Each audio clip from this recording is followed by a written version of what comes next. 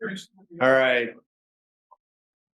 Good afternoon, everyone. I'm gonna get going as a couple other people funnel in. Thanks for coming to our annual farm managers meeting. This is always really fun for us. We have some wonderful guests here today, and I'm going to acknowledge a couple of key people. Um, one of the really neat things about Rancho is we get the privilege, and I'll say it that way, of serving the ag community. 37% of our demands are ag, and I sit on the Marietta Temecula group, and so I get to learn a lot of inside baseball about the hospitals and the schools and ag and tourism. You know, you all, and I can say it that way, are the catalyst for about $1.2 billion in annual economic activity within our service area. It's a pretty big deal. You're part of our culture, and that's the culture of Western Riverside County, Northern San Diego County, and it's good to see friends. How are you? And so, yeah, we're very, very grateful for you coming here today. It's been nice. It's been raining. JD and I look at each other and go, all right, keep it going. Other people can have sunshine, travel for that, right? We'll take the rain. So I'm going to just start by just acknowledging a couple of key people. First, JD Harkey, director for Rancho Water. Bill Pomeranz, director for Rancho Water. I saw Director Bill Wilson Creek Winery, Director Steve Corona from Eastern, who is our representative, and Director Jeff Armstrong, who used to stand up here, but Jeff is also not only an Eastern board member, but also our rep at MET. And I'm going to talk a little bit about MET, and there's a thank you in there to Jeff for all his leadership and advocacy. So we've had a good year in terms of just as an organization, and there's a couple key highlights we're going to talk about. One big one, last week, we received notification from the U.S. Bureau of Reclamation. We received another $9.12 million. Billion would be great. I know. At some point, it's real money. I think over the past 2 years, Rancho has received about $60 million in direct grants and congressional authorization. And Eastern has done extremely, extremely well at Elsinore. And so we as a region are bringing in significant amount of money to offset the cost to deliver water service and to have reliable water supplies. And that's really what our projects are. So you're going to hear a little bit about our groundwater program. We're going to be expanding our program so that we'll have 1 year of water in the ground, 60,000 acre feet. That's about our annual water demand. That's significant. It does a couple of things. It gives us security, but it also, when we can buy in state water project, lower TDS water. We're just subject to the availability, but it's a good thing for the region. It's a good thing for the ag community. We're also looking at partnering and growing that storage if we can for the region. And that's one of the great things about our board is, I don't know they actually said it, so don't tell them, but I quote them back all the time as go do great things. And, we really truly think about our partners and our partnership and serving the region.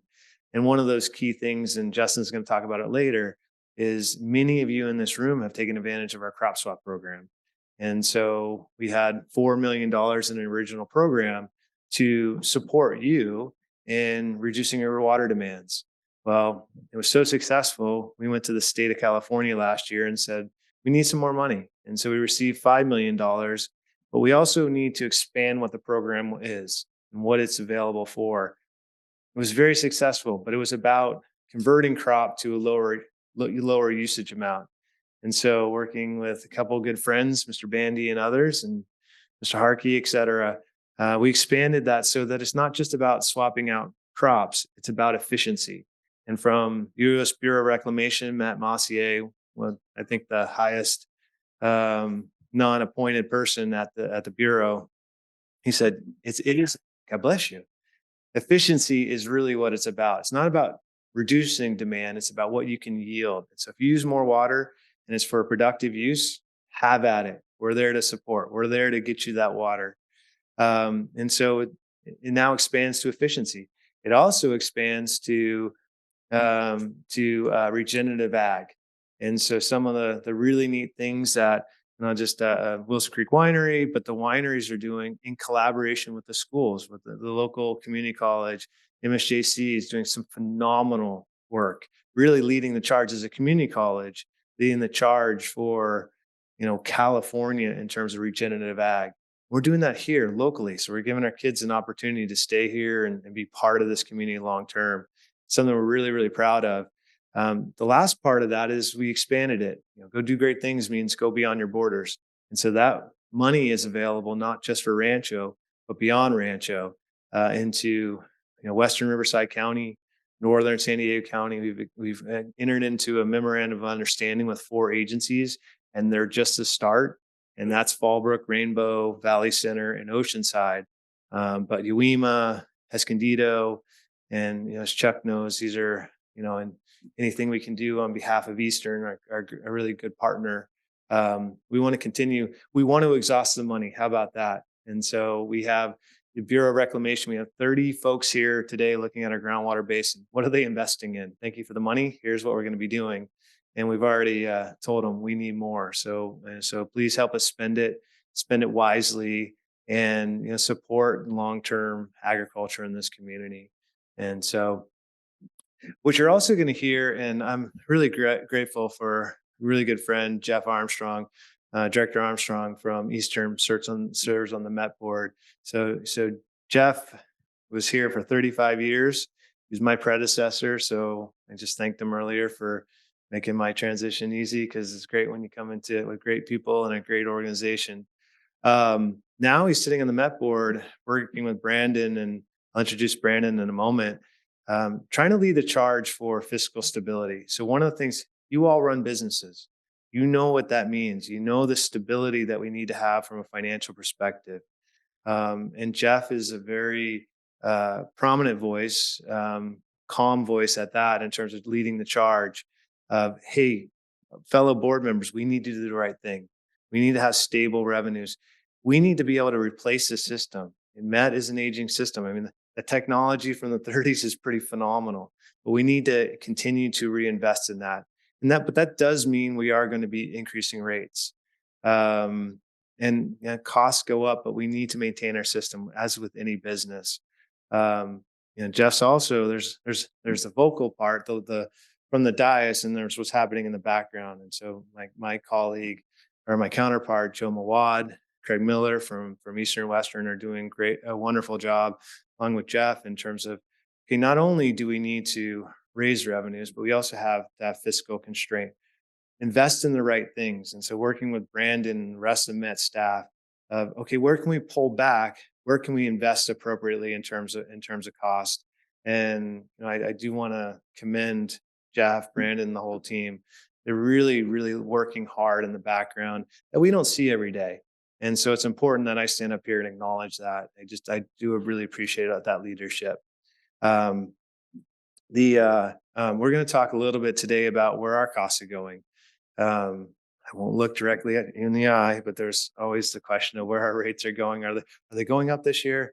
And unfortunately, they are. And and Kathy's going to talk a little bit about it. When COVID hit, the district froze rates. To try to protect the community. Our costs have gone up like any others. Just from a water supply and power cost, the amount that we've been able to mitigate is astounding to me. And so thank you, team, for everything that you've done. That alone is $4.5 million per year out of a $95 million budget. Those aren't our costs. Those are just pass-through costs. We set our budget. Usually we're finished. We're the first agency finished in the year. We're finished by February. I know we get it adopted by June, but this year went to the board and said, board, the team's done a phenomenal job. We've come up with our budget. We've come up with our capital program. We're going to come back to you. And so we went back and without sacrificing the long-term needs of the district and being wise about where we're going, we did tighten our belt. We looked under every rock to try to make sure that we are investing appropriately. And so, but the rates that are occurring throughout the region are real, and I know what that specifically means to the ag community. So, it's important to acknowledge that right from the get go. And so, Kathy will talk a little bit about where we're going from a budgeting standpoint. Um, but going back to the crop swap, and this is something that Director Wilson and I have talked a lot about, Director Harkey, that crop swap program, we didn't know the extent of the needs of Met, but we know they held back the past couple of years just to help us all get through, but those costs don't go away.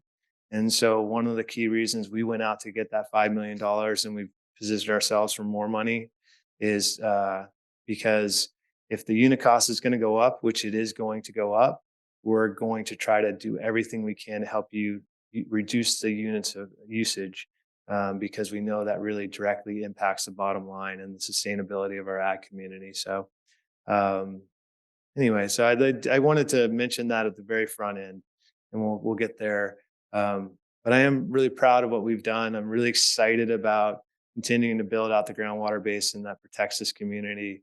It's pretty neat, and we're very pleased and grateful to Brandon Goshi, who's going to come up here in a second and talk about what Met's doing. They're really leading the charge and doing a phenomenal job. Water seems like it's abundant. Heard from the governor yesterday that don't be fooled by the rain. It's not as abundant as you think it is. But nevertheless, we've had two good weather years. Brandon was actually sweating. That's why he was on Zoom a couple of years ago. Like, I don't know where the water's coming from. And so it's at least a happier time. We've looked at our water demands, particularly on our Santa Rosa division. His demands are significantly down so far in the fiscal year. And that's a good thing. That's a good thing. That means that you have natural supplies. You're able to use, Mother Nature to grow the crops. And that's a really positive. We're probably the only water agency that actually makes financial sense to say, please don't use our product, because we're able to avoid the highest cost water, which is treated import water. And so, continue to do a great job and use the product that you need to continue the economics of this community. So with that, I think I said enough. I think I should probably sit down. But I'm going to introduce Brandon Goshi. It's really an honor to have a good friend come, and this is one of the best. I'm a water geek, so take it for what it's worth. But this is one of the best presentations of the year, and so very grateful for you coming in person.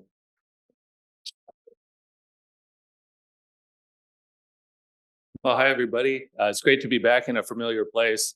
Glad I could make it in person. I always like to come to this meeting and give you an update. And it's a lot easier, like as Rob was saying, it's a lot easier this year than it has been sometimes in the past. So I'm just going to talk a little bit about water supply and, I'll always be available to answer questions or anything that you might have regarding Metropolitan. So once I can figure out how to make this work.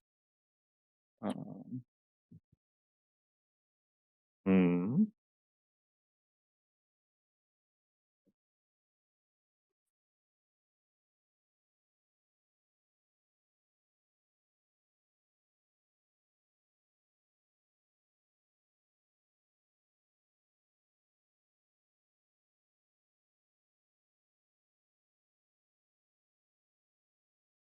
Use this?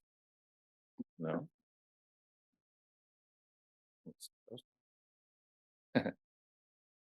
Oh, there we go. Okay, now this is working. Oh no, that's okay. All right, so let's talk a little bit about the water supply and how it's developing. Background on Metropolitan Water District, as you know, we're the region's water wholesaler. 26 member agencies, but a number of retail agencies or sub agencies below those 26 member agencies. 19 plus million people. I've been saying that for a long time. It seems like population isn't growing, and in fact, in some areas of our service area, population is going down. Is that going to last forever? I don't know. But it all goes into the planning for having to try and provide a reliable water supply. We have 5,200 square miles from Ventura down to San Diego County, all the way east to San Bernardino County.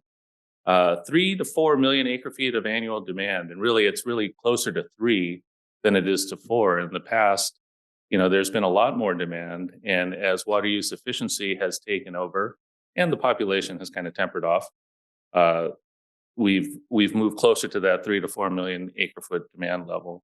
Metropolitan still provides about half of that water supply, but that varies a lot year to year. In terms of sources of supply for Metropolitan Water District, obviously inside the service area, and when I say Metropolitan Water District, I mean the entire service area. Inside, there's the local supplies, the groundwater, the surface water diversions that you're all familiar with, recycled water, also water conservation. We consider to be an important part of the overall water supply and demand balance. Uh, we get 50% of the water that we get from local supplies, about 20% from the Colorado River supply. And so even though the Colorado River, we divert from the Colorado River on the border of Arizona and Nevada, the water really comes from that Colorado River watershed in that upper Colorado River area. So when we look at how's the snow doing, how's the water, we need to look further away from California when it comes to the Colorado River. The other 30% of the water comes from the State Water Project, and that's in Northern California. And so obviously Northern California hydrologic conditions are very important to us, as well as the regulations and environmental constraints. And that affects actually starting to affect water everywhere. So whether it's contaminants or fisheries protection or other environmental concerns, those can have a big impact on the water supply, even given whether you have wet years or not. So this year was interesting because as you know, say 2 years ago, we didn't have much water, right? Record low snowfall, rainfall, et cetera. And then we had an extremely wet year last year, and that's where these terms like climate whiplash, weather whiplash, is this our new future? I'm always going to say it's been kind of our history that this is how California water works.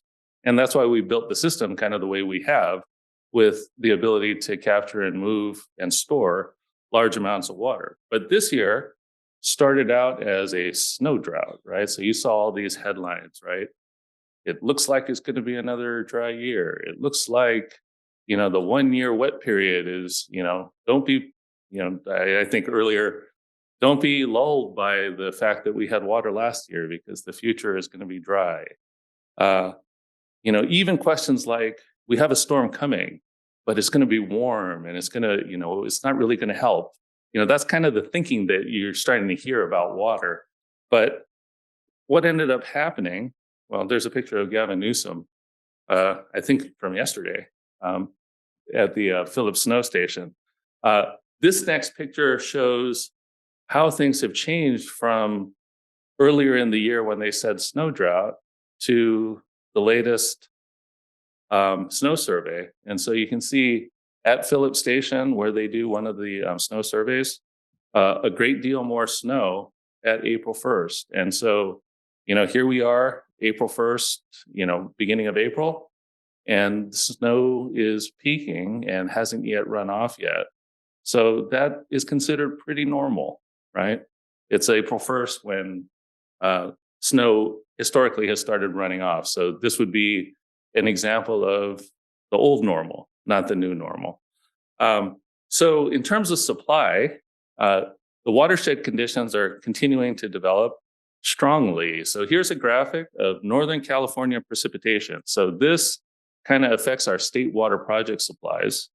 And you can see that the 8-station index, which is a measurement of different stations that represent Northern California, 97% of normal for rainfall. Okay, so 97% of normal for rainfall for all intent and purpose, that's normal. Okay. You can see the big range, though, that happens from year to year. That gray area really shows the range of the driest year we've seen in terms of this index was 17.1 inches. The wettest year we've seen is almost 100 inches, 94.7 inches. So a great deal of variation can happen up in Northern California.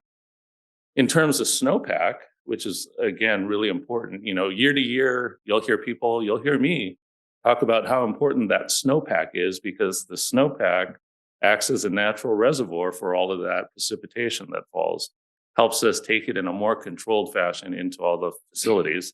So started off with the snow drought. All of the experts were saying, it's going to be a below normal year, et cetera, et cetera. April 1st average, 124% of normal. So that's great, right? That's great because that means that the water is there to be able to run the state water project and deliver water. And I know that's especially important to all of you because of the salinity and being able to deliver state water project water, at least in a blend or in a majority versus Colorado River water, is really important. So the good news is the season's practically over, right? It's April 1st. And so we've hit above normal for the year. And so we can kind of put that in the bank, right?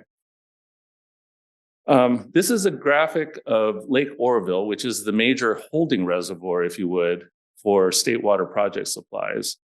And so the blue area shows the average water level that's in Lake Oroville through the months October. So this is in water year, but through the months October through September, right? We started the water year with over 2.5 million acre feet in that reservoir, 2.5 million acre feet. The maximum capacity is 3.54 million acre feet. And so it was higher than normal, but that's because it was so wet last year. So a significant amount of water to start the year, and that's right after the summer. So after, it's been drawn down. And it currently stands at 3.11 million acre feet. And so you can see the impact of all of the storms that have happened that allow water to flow into Lake Oroville and get captured there. 3.11 million acre feet. And I'll just point out that that was all rainfall that got us to there. There's still the snowpack that has yet to melt that's going to run into that reservoir too. So the outlook for that reservoir is very good, right? It's getting very close to full. Another remarkable thing here is you see these little downward dips. There were flood control releases actually this year because they have to keep in flood control levels in that reservoir. And I think, now I don't remember the exact number, but I think it was like 700,000 acre feet of flood control releases took place this year to date. So, you could think about it as that's how much water, almost the size of Diamond Valley, that they had to release to maintain that flood control space. But, again, the outlook is still very positive. We'll probably get to full capacity by the end of the runoff year. Oh, here's a picture. I guess I got ahead of myself. The very impressive picture here of Oroville Spillway spilling that up to 700,000 acre feet during the year. Here's an interesting thing, though, and I'm going to try to explain this. So this is San Luis Reservoir. Okay, so San Luis Reservoir isn't necessarily a holding reservoir, but it's really more of a regulatory reservoir that allows water that's pumped out of the delta and exported to be stored for later delivery to all of the contractors on the state water project. You can see here that last year we were able to export quite a bit of water and reach full capacity actually by February, March, right? So I think last year I talked about Article 21 water. So that was interruptible water. That reservoir, once it fills, then they have this interruptible water that's available on top of the allocation. Interesting thing happened though here when you got to September and then through the beginning of this year.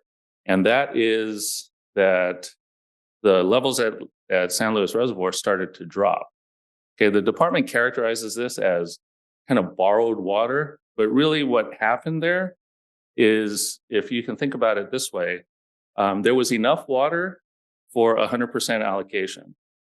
But then in the fall, a regulation known as X2, which is releases that the department needs to make to push the saltwater salinity line out in the delta further towards the ocean.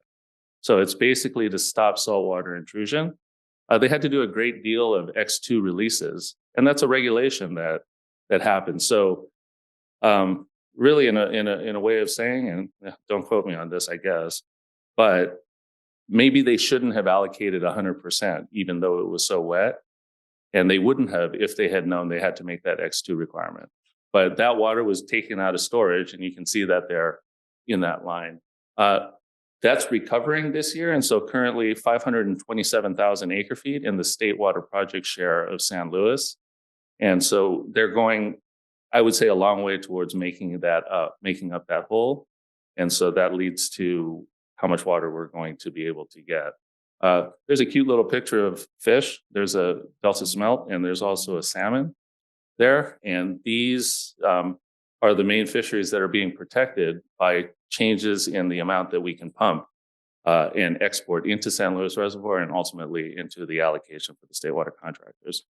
On the Colorado River side, also very good news. So you can see, again, the historical in blue is the historical average. The blue line is last year, so a great deal of snow in the Colorado River watershed. But this year, 113% of average as of April 1st. That's, again, great news. Okay? And it's really great news because, as you all know, you hear about Lake Mead is going down, and there's going to be shortages in California, and the states need to take these different shortages, and all the discussions about who takes the shortages and all of these Colorado River. When we have above average snowpack, we should get above average runoff into Lake Mead. And the upper basin is also able to export more or release more water down into the lower basin. And so the levels at Lake Mead, which last year went up 60 something feet, 68 feet, should be able to recover to that level and increase even with the diversions that are going on this year. So always good news to see that 100% of normal or more. The year's not over. Even though it's April 1st, there's a little bit more rain and snow in the forecast, and that's just going to improve the situation that I just talked about even more. So how does this all relate then to water surplus and drought management, or what our current water supply looks like? The hydrology is great. That's the takeaway from the last slides. On the state water project, we're currently at a 30% of what they call Table A allocation. So our Table A contract for Metropolitan is 1.91 million acre feet. So right now we're being allocated 30% of that. That's a lot of water still, okay? I mean, last year it was 100%. That's a really lot of water. But we're at 30% this year, and that only reflects the conditions for the hydrology through March 1st, because they only really check that once a month and do their studies on available allocation about once a month. So I think my takeaway here is that there's been a lot of snow in the hydrology since March 1st. And so that should translate into additional allocation on top of that 30%. So we're at 30%. And I'll go out on a limb and say I anticipate that to increase. And if the regulatory obligations aren't too stringent, if they're just about normal, you can expect a significant increase in that 30%, maybe to the 40, maybe even the 50% range. So that would be significant because, again, every 10% is 200,000 acre feet, 200,000 acre feet that then we have to deliver or manage or help meet salinity goals or what have you. So we do expect that to happen. The next allocation update will incorporate some of that hydrology through April 1st. But then at the end of the day, it's going to be the combination of the water that's available that fell and the regulations that allow us to export that will determine the final allocation that we get. So water supply and demand balance for this year, demands have been low. Rob was talking about how demands are low. Demands on Metropolitan are low also, and it's because Metropolitan demands are a combination of the retail use that all of you use, both on a residential or for agriculture or for business, and the local supplies that you provide to yourself. So when it's wet down here, you have more local supplies to provide to yourself. Don't need water from Metropolitan, and so our demands go down. So at those current allocation levels in the Colorado River diversions, we expect to be pretty much in balance with the current supplies that are allocated now. So here you can see The Colorado River expectation there of about 800 to 900,000 acre feet, and the 30% Table A allocation gives us a conservative figure of 1.42 million acre feet of supplies from those two sources without using any storage to augment, right? 1.42 million acre feet of supplies. And that's relatively conservative because I think it also includes an estimate, basically a conservative estimate of the other agricultural water users on the Colorado River, higher priority water users, using more water than they're allocated. That comes out of Metropolitan's allocations. So we're assuming that we may have to make up about 133,000 acre feet of that. But that usually goes away, especially when it's wet down here. So there may be another 100,000 acre feet of water there. So that's our current supply estimate. Our current demands and obligations and losses is about 1.45 million acre feet right now. So that is just about equal, meaning we don't need to take any water out of storage to meet the demands, meet our losses, meet our obligations. And so, that says 30,000 acre feet. It's, for all intent and purpose, we're pretty much in balance. And so that means that we won't have to touch our storage to be able to meet demands this year. And this graphic shows from 2000 to the projected current end of this year, our dry year storage levels, okay? So Metropolitan and its member agencies and retail agencies have invested in a regional storage portfolio, includes things like Diamond Valley Lake, for us to be able to store water. We have close to 6 million acre feet of total capacity to store water. And this shows the dry year portion of that. You can see that in 2023, end of year, we're at 3.4 million acre feet, 3.4 million acre feet. And if you look back, that's a historic high. So you'll hear us talk about, we have record high storage amounts. This is where that comes from. We have 3.4 million acre feet. If we don't take any out, by the end of this year, we'll have 3.4 million acre feet. But it is possible that we'll be able to put more water in if the allocation increases, like I'm anticipating that it would. One other interesting takeaway from this slide is you see the dips and valleys. Those are basically the drought periods followed by the wet periods that we've seen since 2000. And so this is the cyclical nature of our water supply challenge and how much storage has been able to help. So you can look back to, say, the 2012 through 2015 period, right? That was a severe extended drought. We started that drought with 2.7 million acre feet of water and went all the way down to 900,000, right? So 1.8 million acre feet, all right? Yeah, 1.8 million acre feet of storage withdrawals. So that's water.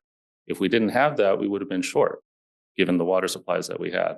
So we were able to use that water. Then maybe even more importantly, we're able to put that back as we had improved conditions, right? So we got all the way up and recovered to 3.1, 3.2 million acre feet.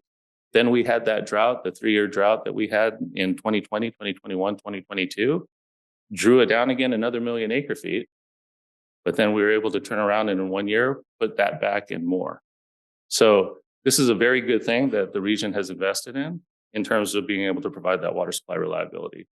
This is pretty much the last slide. It just shows where the storage is. And you can see we have water that we store in the State Water Project in San Luis Reservoir that we call State Water Project Carryover. So that's at about 300,000 acre feet right now. In our flexible storage, which is also in Castaic Lake and Lake Paris, 219,000 acre feet. So that's full. In region, we have over 1 million acre feet of storage, most of which is in Diamond Valley, but is also in the groundwater conjunctive use programs. Out of region groundwater banking with our agreements with Semi-Tropic Storage District, Arvin Edison, Kern Delta, 462,000 acre feet of water there, 205,000 acre feet in our desert and Coachella storage account. And the reason why that went down, it's the only one that went down last year.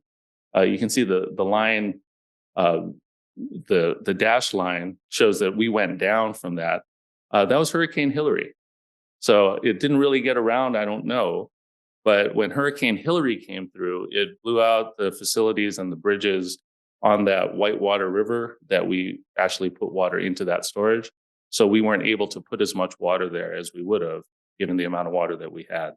And then in Lake Mead, ICS, we have 1.5 million acre feet in that storage account. So really healthy record storage amounts.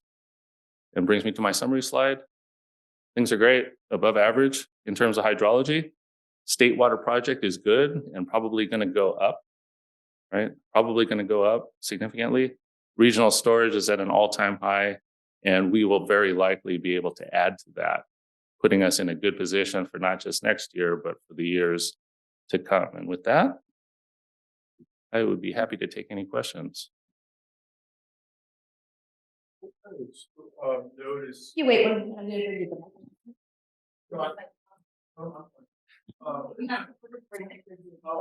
Everybody there can hear you.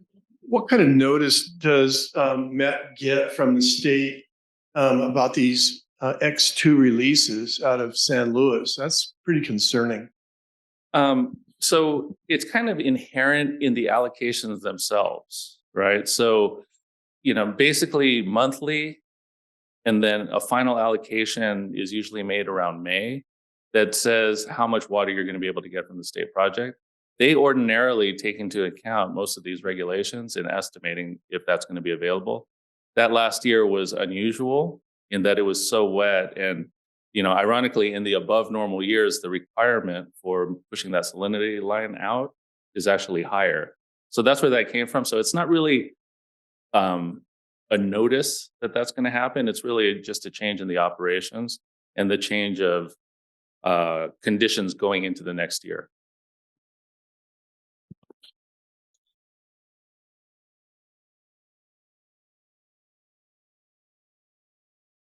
I think Congressman Calvert actually wrote a letter trying to look for changes in operations and being smarter about that. The regulations have been around for a long time. Mhm. Modernization of those regulations is important. So, Chuck, I think that's part of your comment. And so, what's great is that, but our representatives are really trying to do that. Yeah, I mean, I think, we believe the regulations are important, and we just want to make sure that they're applied in a way that's sensible, protects the fisheries, protects the environment, but also recognizes the importance of the water supply. One point on that. So these studies that the Department of Water Resources does, and when they say, here's how much water we think will be available for allocation, keep in mind that they do include most of the time estimates for how much regulation is going to affect their operations. And so when you hear things in the paper like, oh, there's steelhead, and so there's steelhead being entrained or salvaged at the pumps, and so they're going to have to reduce the amount of pump water that's being exported, it doesn't necessarily translate into a reduction in the allocation because those things are already being taken into account. So everything that's been happening in the last, say, month seems like it should have a significant impact on the allocation, but those things were actually already included. So that's why I don't say well, the estimate is currently 30%, but because these regulations are affecting the exports, might be less than that. I can more confidently say that those things have already been taken into account and that additional water will be able to be exported. It's like we always undervalue the importance of how much water is in San Luis, though.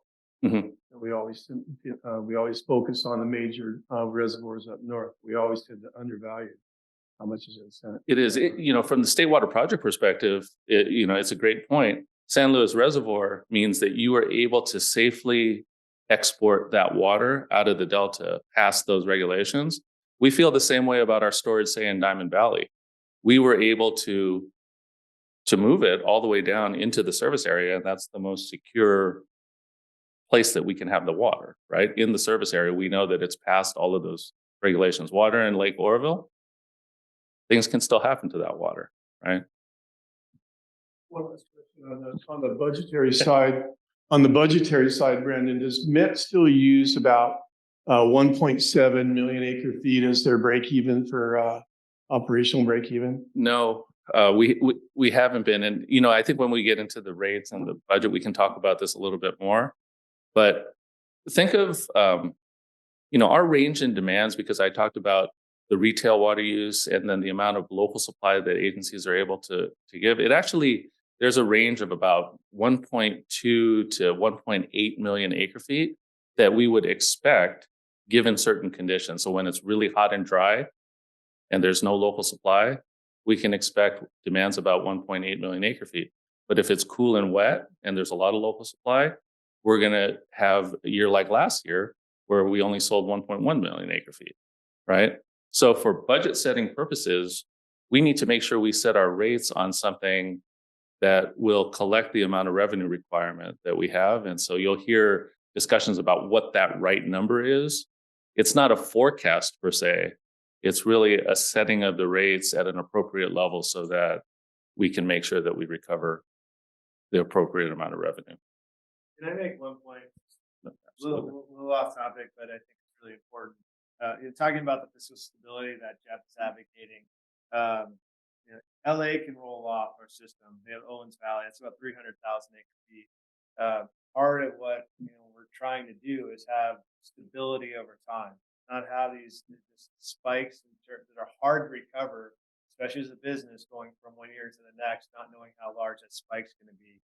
And so what's contemplated, whether it's the final number, is about 1.3 million acre feet for next year, which gets to that stability, which is, I think, pretty important. And Jeff can speak to it later on as that Okay. Well, this is kind of tied into what Chuck was asking. When you're talking about the salinity level, are you talking about the salinity in the river water, or are you talking about pushing back the ocean? Because typically the water in the state water project has a very low salinity level. And I'm wondering if it's because of seawater intrusion, or is there actually some kind of salt problem? So, I mean, they're related but different. So the regulation I was talking about has to do with the pushing out the saltwater level, saltwater interface out towards the ocean. It's related to state water project salinity, because if you can imagine, if there's more fresh water in the delta and the saltwater line is pushed out towards the ocean, then the water that we export from the pumps within the delta will be lower salinity, right? It'll be that fresh water. If the salinity is allowed to come in to the delta, then we would have higher salinity water from that source. So it is related in terms of that kind of regulation, but not as tightly as, Okay, so 700,000 acre feet out of Oroville isn't enough to push the seawater intrusion out far enough for the regulators. And two, does that have to happen during a specific time period? That's where that has to happen. Yeah, and that's exactly the point. So the 700,000 I referred to was released for flood control purposes, and there's no X2 salinity requirement at this time of year, because basically Mother Nature is pushing out the salinity, in the spring. It's really in the fall where there's not as much river flow that you need to augment that. You need to augment those flows in order to move the salinity line. Okay, so now my next question then is, so we've gotten through that time period. There's still water coming out of Oroville. San Luis is off river, so you can do whatever you want with that. Why wasn't San Luis filled during that period where you did not have the salinity problem and you're not within that time frame? Because there was still plenty of water this year especially. There's still plenty of water in the rivers. And so you bring up a good point about, on-stream reservoirs like Lake Oroville, they get their water directly from the rivers, right? So it's very high inflow. And so you can see the levels change a lot. San Luis Reservoir is basically fed by the pumping that comes out of both the Jones and Banks pumping plants for the State Water Project in the Central Valley. So that water has to be pumped. That's more capacity constrained.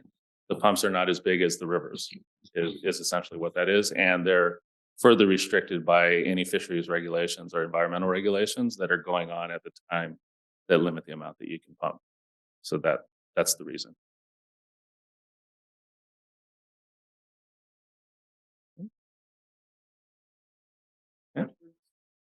Well, let's thank Brandon.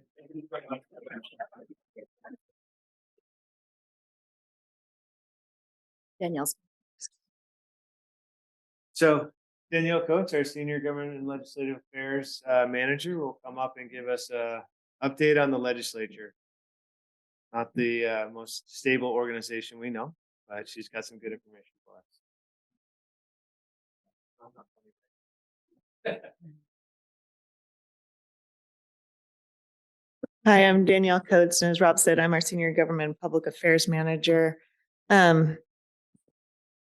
I've been with the district just under 2 years, so I have been working to try and elevate and tell our story to the state and federal legislatures, to various state agencies, and I want to share with you what that looks like and how that work benefits all of our customers, especially our ag customers, in either supporting funding asks, making changes to the law and the regulatory environment, or just making sure that they know how we operate and the benefits and opportunities that we have down here in our region. So I just want to share with you a couple of items on what that looks like. Hopefully. Okay. So as I said, supporting our regulatory and our legislative efforts looks like highlighting our agriculture investments and talking about our stewardship. We did excellent work with the Department of Water Resources. They came down in the fall. They showcased a lot of what we're doing on our crop swaps project, and then also what we're doing on our groundwater project. This was elevated to their Go Golden initiative, which we were very pleased to be featured as we received additional resources through this process. Through the California, yesterday, the governor and the administration released the update to the California Water Plan. We want to make sure that what we're doing not necessarily aligns with everything that the legislature and the governor is doing, but we're speaking the same language and we're working to make a better opportunity for this region in terms of highlighting and focusing the good works that we're doing. We, again, advocate for additional statewide investment. We work with our funding partners to try and get additional resources. But most importantly, we work to share how we're being mindful of our water supplies and mindful of how we're using our water, but then also how we can build and advance additional supplies. And one way that we're doing that is a bill that we're looking to continue through the legislative process, which is SB 366 by Senator Caballero. This bill looks to advance a long-term target for the state to develop new water supplies. When we look at the annual use of California for all sectors for every sector and for including agriculture, including urban uses and the environment, we use roughly between 60 to 90 million acre feet a year. So the current plan and the current process doesn't really outline a target for what we could invest in, what we could develop, and how we can structure the state and all that we're doing to elevate the water supplies to make sure we have a sustainable future for all water users. So that's why we're in very strong support of SB 366. It does establish that long-range target. It does establish interim targets, and it puts the Department of Water Resources feet to the fire to make sure that they're not only identifying targets, but identifying ways to fund those targets and developments. But we aren't stopping there. We continue to advocate in different arenas. You've probably heard that there may be a climate bond on the November ballot. If that is successful, if those conversations continue to elevate into something that is fruitful, we want to be part of those conversations. We want to make sure that we're able to bring some of those resources back to the district and back to all of you. And so that looks like us advocating for continued expansion of our groundwater project, advancing new water supplies and recycled water, ensuring that we have adequate funding to support dam safety across the state, advancing desalination, either groundwater or ocean desal, And then we want to make sure that our region is prepared for any future wildfires. We are no stranger to wildfires in this region. So what are we doing to make sure that we're resilient in that means? So as I said, we've been actively communicating to our external funding partners to make sure that they know what we're doing, that we're continuing to collaborate when grant funding becomes available. So that way we can bring those resources back to the district. And we've been pretty successful, not only showcasing our groundwater project, but we are elevating, expanding our Rancho pump station to make sure that there's redundancy in that system to support maybe long-term investments in wildfire efforts in that space. We were successful in receiving ARPA funding through the county for that effort. And then reducing our costs of operation is very important. As you'll hear and as you'll continue to hear, we're being mindful of where we can reduce costs to our customers and to the overall district operations. So that goes to our energy management system. We did receive additional funding from the county through the ARPA program to advance some inline hydro projects that we're very excited about. So Rob stole the thunder on the $9.1 million that we recently received from the federal government through United States Bureau of Reclamation. We were very excited to receive that announcement last week. So we'll continue to put that to good use as we look to expand our groundwater basin. And finally, whatever we're doing, regardless if it's working with Congressman Issa to elevate the region through the adoption of a congressional resolution supporting the investments of the agricultural community, is making to the local economy, or if it's communicating to the state and federal legislature, the State Water Resources Control Board, we're actively advocating on your behalf. And we are actively supporting ways to reduce costs overall and bring dollars into the region. So that way we can not only have a resilient water supply, not only have a resilient district, but also we can make sure that to contain our costs where feasible. So that concludes my portion. But I'd be happy to answer any questions.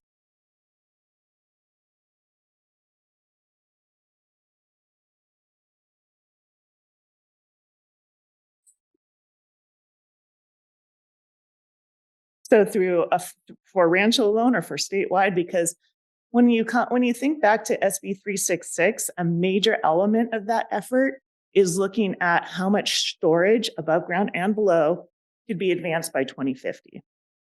So that takes into account the entire state, takes into account what we've done so far and how we can do more. So definitely in that space, we're looking to do more. But then also through the climate bonds, we're advocating for resources for storage above and below ground. So there's a lot of different avenues that we're looking to pursue different elements of storage, and then also working with our partners at Metropolitan. MWD. No, this is Rancho Water. Go back to this. Absolutely. Which slide were you talking about? This one? So these are the things that we're focusing on, right? For Yes. storage. Yeah. Um, So those are some of our priorities that we're advancing. This is just specific to Rancho Water. These are not the asks of the climate bonds for everything. We're actively part of coalitions through Aqua, through Metropolitan, through different forums where storage, mostly above, is a higher priority. But since we already have our storage through Vail Lake on above ground, that goes to our groundwater storage that we are actively advocating for. you list desalination on there. Is that something you're advocating for? There's groundwater desalination and then there's It's not ocean seawater, it's groundwater. Both, because once we build our groundwater basin, we have to look at different avenues to fill that basin. So what water can we bring into the region to store underground? And wildfire readiness, that is mostly for firefighting, having facilities to take water. Is that what that means? It could be either looking to partner with the county and CAL FIRE to make sure that there's fire monitoring stations in our rural areas. It could be looking at above ground storage tanks that could be used by helicopters. So we're looking at a wide variety of opportunities to support our wildfire investments.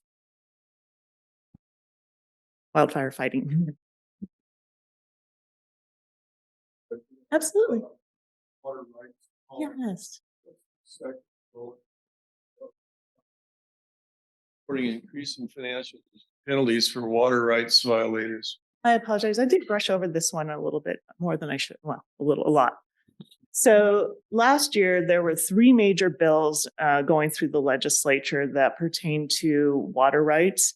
And there were 2 that were very significant in terms of being very significant disruptors to the existing water rights process. So in that regard, they're still out there. 2 of them are still out there and still moving through the process. So we do not support the direction the water rights bills were trending in. But if there was going to be additional work in that effort, the space we might continue to examine is looking at those gross violators that knowingly exceed their water right and their to ensure that any future restrictions do signal a price triggering point that would allow for them to reduce their pumping back to their right. The question over here. Was that the answer you needed, sir? It's okay. So Ms. Coates, you talked a lot about getting wildfire prevention efforts and Yeah. what you're doing for that. I have a question about some of the rural areas Absolutely. and how the density is increasing. I'm sorry, I don't know where the speaker is and why it's feedbacking. But you talked about some of the efforts, but where I live in wine country, I'm noticing a lot of new density and not a lot of looking at new hydrants at all, ever, anywhere.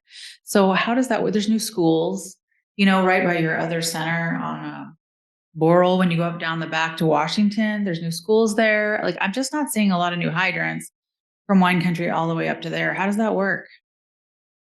So we, as the non-land use agency in that conversation, we don't have the ability to control the growth in that area, but I would definitely, as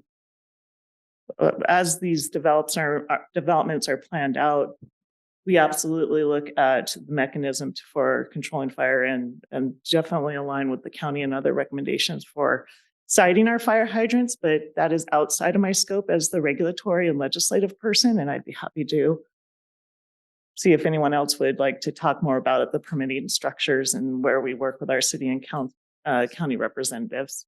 Yeah, I was going to say the same thing. It really comes down to the county requirements, the developer requirements, and where we have to put fire hydrants so many hundreds of feet apart. In higher density areas, that's going to be closer together. In the rural areas, it's going to be much farther apart.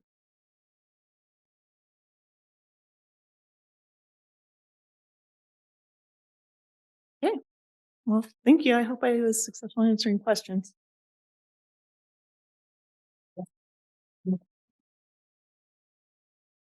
All right, we're gonna bring it down to a more local level. Now we're going to talk a little bit about our local water supplies and talk about salinity levels, which I know is important to this group. And so Jordan Farrell, our water production manager, is going to give you an update on that. Hello, everybody. I know we're all anxious to hear from Kathy about the rate impact, so this will be quick. Sorry, Kathy. So yeah, as Jason was saying, Brandon discussed water supply on a more macro statewide level. I'm going to discuss more locally here in Southern California, more so in Temecula. So I'll go over recent rainfall as starting in October, the current water year. I'll discuss current Vail Lake storage levels. I'll have a slide showing groundwater level elevation, kind of representative of the entire groundwater basin. Then I'll discuss our future forecast for production for next fiscal year, and then finish up with the TDS and chloride data. But starting off again with the water year, starting October, it has been a healthy rainfall season, as you're all aware. This data is accurate as of yesterday morning, so it did capture this past weekend's rainfall. So to date, the line bars are month to month, and the shaded area is a cumulative total. So as of March month total, we had 234% compared to average historical rainfall in the month. And half of that was done this past weekend alone. We got over 2 inches of rainfall. And the shaded area cumulative, we're at 145% of average rainfall to date for this water year. So we're well above average season. Not quite as high as last year, but we're still definitely a lot higher than historical averages. Oh, and also I want to mention this rainfall data is at the gauge here at the headquarters. So it's not over there. It's not in the wine country. It's right here at the headquarters. But I will show you what rain is like across the basin. So this is a map that shows our different subunits in our groundwater basin. And we have rain gauges throughout the basin that kind of show rainfall levels on different subunits, kind of reflect where the water is falling. And now it's important for us and for you guys as well that the majority of the water we want to have fall is right here in the Papa Valley subunit, where 2/3 of our production is coming from. It's where we're pumped from.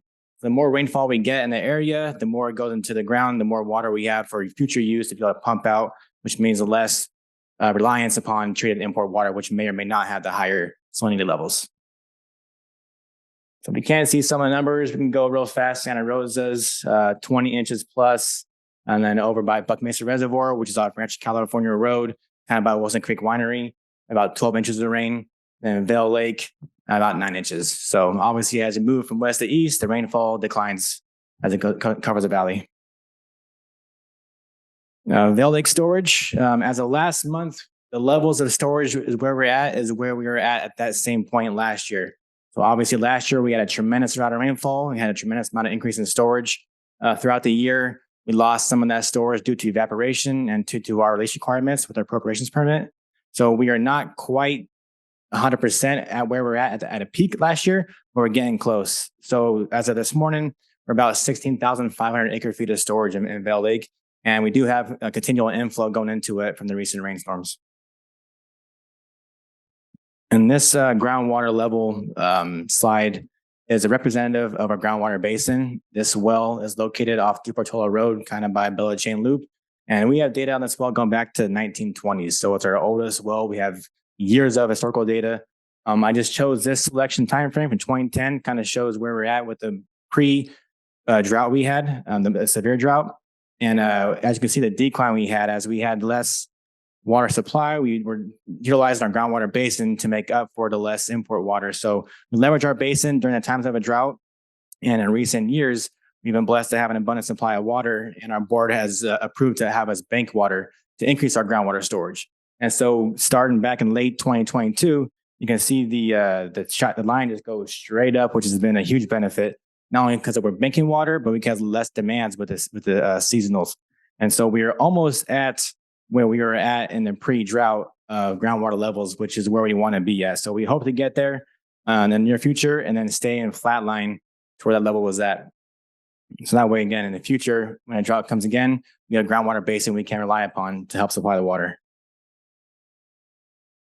And then going into next fiscal year, roughly it's going to be the same amount of groundwater we're going to pump out of the basin. The only difference is we are doing an additional 1,000 acre feet of groundwater up at the upper BDC. And that water at the upper BDC over by deep wine country is where we take raw water from Metropolitan, dump in the ground and pump it out. So we had some wells go offline this past year for some water quality issues. And so to help make up for that loss of groundwater production and not go into treated water import, we're attempting to go more with the raw import water, pump it out that way. So as a whole, 30,000 acre feet is similar to what it was last year. The only difference is 1,000 acre feet of that is going to be more from the raw water instead of the treated water import. And then a review of the TDS and chloride levels. And so we sent the blue bar is our groundwater wells, red is the data from Metropolitan, and then green is the blend in the system. So our groundwater wells, we sample on a routine basis. Typically, it's the first quarter of the year for TDS. Chlorides are every 3 years. So the 2024 data, it should be pretty accurate for the groundwater wells. We have most of our wells sampled this year. The blend in the system, so far this calendar year to date, we have been mostly on groundwater. We've had very little treated import water. But while I do say groundwater, I also do want to kind of emphasize that since demands are so low, majority of our water is being pumped right now is from the upper BDC, which is the raw water, dumping it and pulling it out. So the TDS of that water is higher than our native groundwater. That's right now the season that we have system. And so last year, the purple line is average of state project water we have in the given year. So obviously in 2022, we had very little state project water. TDS was through the roof. Last year was a healthy year. We had as high as 80% and as low as 10%, I believe. So the blend is average about 34%, but depending on type of the year and our allocation from the Lake Skinner effluent treatment plant. That's the result of that one. And again, this year to date, 24% has been a very large fluctuation. I saw an email yesterday, which unfortunately, Skinner effluent is going back to 100% Colorado River water blend. So all the water entering the treatment plant is going to be at the higher TDS for the foreseeable future. So while it is a definite benefit that Brandon gave great news about higher allocation and hopefully more allocation, that doesn't necessarily translate to 50% state water. That means we're getting 50% state water. Skinner just gets whatever they get and we get their blend. So it is great news, but it's not as great as news as what we could like it to be. I do, again, forecast right now, we're 100% Colorado River water. I do forecast that blend to go down, which will be a benefit for your community this year. Yeah, then again, the same slide but on chloride levels. Again, same story. The only difference here is the wells. You only have 2 wells sampled so far, so the data is not as accurate as what it could be. And there's the MET data and the system blend. So for the system blend, we have 9 sample stations throughout the district, different pressure zones that kind of represent different areas that we serve. And we sample those locations twice a month, and that data is uploaded to our website. So it should be up to date on the water quality section under departments and the distribution system TDS and chloride data. Data is up there and accurate as much as we frequently do. And I think that's all I have for my presentation. Yeah, I'm happy to take any questions. Yes, sir, in the back, the microphone's coming. What I'd like to know is how does the well water enter the system? And the second part is, what was the quality issue in wine country with the well water? So the wells, we have 40 plus wells throughout the district, like I said, mostly in the Palo Valley groundwater basin. So all of them are just come from the ground and they're plumbed right into the pipelines, goes down to the system. There's not like a joint location where they get into one point and blended and treated and pumped out of the ground, go into the pipes and go to the communities as they are directly. Yes. So because out of the ground, we hit it with chlorine to disinfect it and then put out directly to the system. And then the quality issue in the wine country, I'm not certain. Maybe I misspoke. We have a few wells that are offline because of water quality issues with some PFAS detections. We're currently working on treatment studies right now. But if I said something else, I misspoke. I apologize. The 30,000 feet of extraction, a hard number for a safe yield, or is there a range that you might consider extracting more water?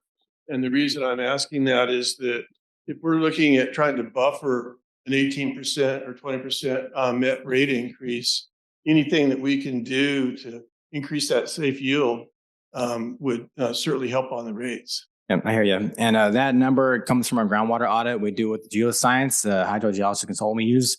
What they do is every year we meet up with them, we give them water level data, water quality data, rehab data, pump data shows what our wells are actually capable of producing. And then based on the historical water level trends, whether it's going up or down or have water quality issues, be it PFAS, arsenic, chromium, whatever it is. So every year we meet up with geoscience and we go over the water audit. And based off of the audit is what they recommend that we pump out of the ground. And we take that recommendation, we bring it to the board of directors and ask for approval of that recommendation. So now that audit, it can be adjusted, but again, we're on what we want to do as a whole groundwater basin is get it back to where it was. We've been tanking for so many years because of the drought. And in recent years, we've been able to bring it back up with the groundwater banking. And so we're trying to get it back to where it was. And so the audit that we do, it is based on a safe yield. And there are some concerns that if we were to over pump certain wells, yes, we can because the water is there, but we have the water quality issue where we can't do it because of regulations. And so it's a balance between supply, water quality, as well as do we have the pumping capacity to do it. And so every year it's a different scenario, but we go into the data with the water audit and come out of it with the information. Of course. Thanks. Chuck has inside baseball, so I appreciate his questions. Just in terms of what Mother Nature gives us, it's going to be what it's going to be. And so, as Jordan's saying, just that appropriate management of the basin. The other is that, and Chuck knows this, but for everyone else, we're also banking water right now. And so I'm going to talk about it from a water supply, but also from a financial standpoint. We have a mad genius sitting in the front row trying to save us all money. And so one of the things that we're doing, we're putting in 13,000 acre feet of purchased water, raw water from Met, bringing up those water levels. What does that do? One, it helps the health of the basin. Two, we bring up the water levels. It reduces our pumping cost, which is a good thing. But three, and we are able to buy water at today's rate and then pull it out of the ground 5 years from now. Arbitrage, right? And I know I'm speaking to pretty smart financial folks in this room.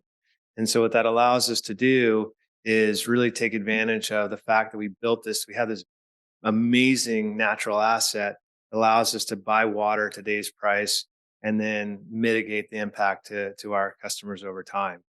The other thing is this is a 2024-25 timeframe. Going out to bid. Oh, that's right. Dan is taking USBR for a trip right now, but we're just going out to bid for our upper VDC pump station. So add another 30,000 acre feet of capacity in our system. Why is that relevant? There's a cost differential between buying raw water and treated water. And Chuck knows this really well.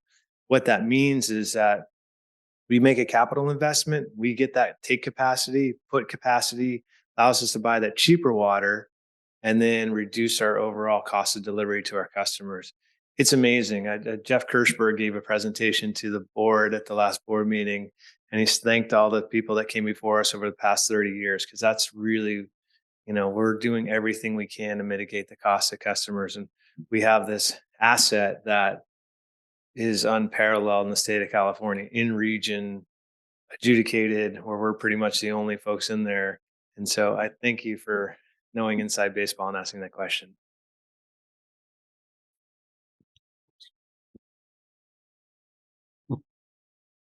Yeah, my question is, for years when I was on the board of Rancho, I advocated for a basin plan amendment with the Regional Water Quality Control Board so that we could use recycled water within our basin. And for years, it has not happened. And recycled water is probably the cheapest water we can get, but Rancho does not take one step towards utilizing recycled water in agriculture. Rancho doesn't even have an ag rate here in Temecula. For all of you that don't know, at Eastern Municipal Water District, we utilize all our recycled water in agriculture. And typically, they're paying anywhere from $168 an acre foot to $400 an acre foot. Okay. Now, Bill knows that I've been asking for this for years. It does take a long time to get that basin plan, approximately 7 years. Right. But if we had started, even when I was on the board in 2017, you'd be there now. Agreed. But nothing ever happens. So why don't you do something about it? Okay. So thanks, Steve. And there's 3 points in there, and I break them apart because make them clean. So one, we're doing our solid nutrient plan right now, and we are engaged with the regional board because we fully utilize 100% of our recycled water. And so anything that we produce from our straw treatment plant, we use directly for recycled water. So we're tapped out. But we also, and this is what Steve's referencing, over time, we have the water rights from the wastewater. The Eastern treats wastewater in this region as well. It's up to 5,000 acre feet. That is an asset that we have to monetize. And so we are looking at a couple different things. One, we're looking at building a brine line to Fallbrook, out to Oceanside, that allows us to fully utilize that. Auxiliary benefit, from our perspective, from the county's a primary benefit. What that allows us to do is bring industry to downtown Temecula, pharmaceuticals, potentially chip manufacturing, but more likely pharmaceuticals, because we can then get rid of the brine. And so we are underway with a study right now to look at that exact thing. In terms of the cost of water, so can I look at you, Chuck? Because I know, JD, if you go across the border into San Diego, it's $5 a unit, right? When we're talking CCF. Our ag rate is $1 rounded. That is extraordinarily achievable relative to other agencies. So how do we do that? And this is an important element. We have budget-based rates. So Jordan talked about that safe yield, that native water, that goes to our tier 1 rate first, whether you're ag, whether you're residential, whether you're commercial. Well, look at JD, like he's a high residential customer. He's using water in tier 1 and tier 2. 97% of our water used by your agricultural community is in tier 1. Only 3% is out of budget. So we reset the budgets every year, every January, and that water. So who gets the cheapest source of local supply first? It's the ag community. That's a policy. It meets all the legal requirements under Prop 218, and we're proud of that. And so it's, $1 a unit is pretty darn good. In terms of, we don't have an ag rate, we have ag budgets, and every agency is going to have its different policy. What is really great about Eastern is effectively a lot of it's effluent disposal. And so what does that mean? If you have a wastewater treatment plant, you produce water out the back end, what do you do with it? If we don't have a direct stream discharge, and that's really what we're after, then those large growers out in Hemet and otherwise get to utilize that water for growing. And so that's a wonderful program that's been around for a long, long time. But the specific one, the salt nutrient plan, I agree with you. I wish we had started a while ago, but when the second best time to start is now. So that's what we're working on.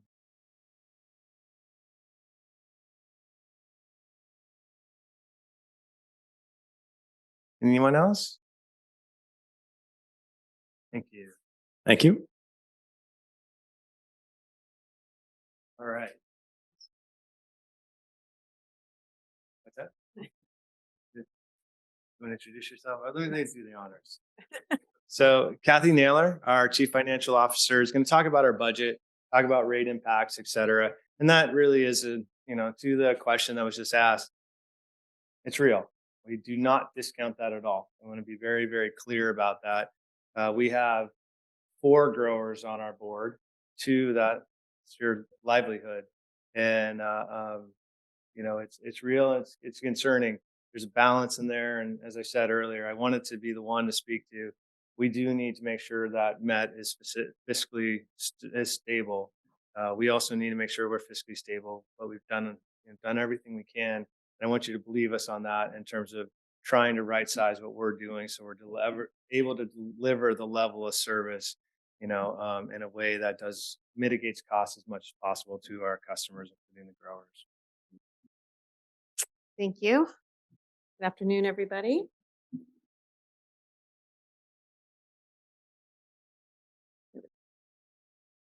So just taking a look at our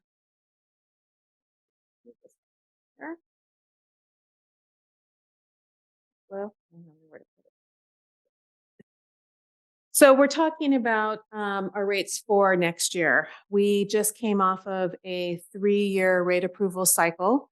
And I'm going to get to that in just a moment on how that impacts us going forward. We're looking at about a $93 million budget for fiscal year 24-25. And when we're breaking that down and we're looking at the costs and what's really contributing to this operating budget, 54% of that is source of supply. That's strictly how much it costs to buy water, pump water from our groundwater basin and supply it to our customers, our local customers. Another 9% of the operating budget is energy, and that really just goes hand in hand. Most of that is our pumping.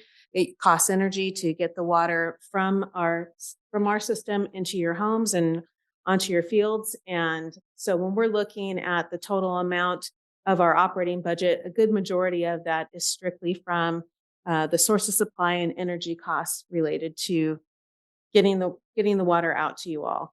The remaining 37%, that's really our system operations. That's what it's costing us to do repairs, maintenance.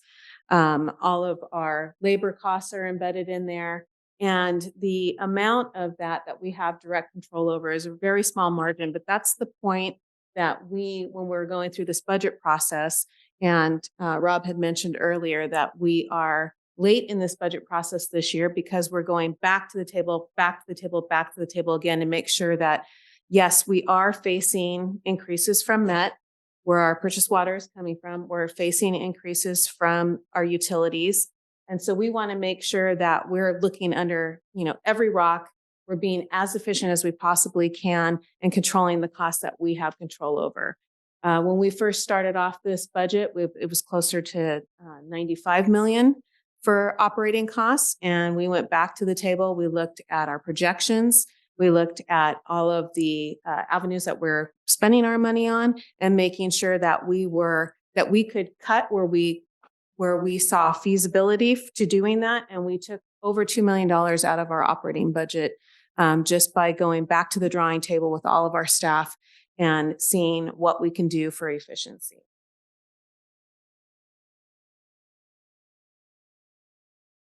This is just a quick discussion about looking at our demand. This is a really hot topic with not only us, but with the Met Board is really looking at this. Brandon, you had discussed about the fact that there is big fluctuations in demand, and that cost recovery through the rates can really affect what we're looking at as far as budgeting purposes. We have a little bit of we have a different rate structure than Met. And so Met is really facing the idea of when their demands drop, and Brandon, you did a really good job describing what's going on with the availability of water. But what that's looking like is the fact that Met's demand has been dropping. And with that, they are not bringing in the revenues they need to sustain their operations. For Rancho Water, when we see a reduction in demand to a certain point, it's really coming off of that highest cost treated import water that we're purchasing through Met. And that's a real benefit for us. So when we're looking at curtailing future costs, we're looking at things that Danielle has gone over and the discussions that we've had already with expanding our groundwater basin. That's really going to be a benefit to our community, not only now, but in the future. The groundwater banking that Rob had mentioned, and we're using that to buy water now at today's cost so that we can use it in the future.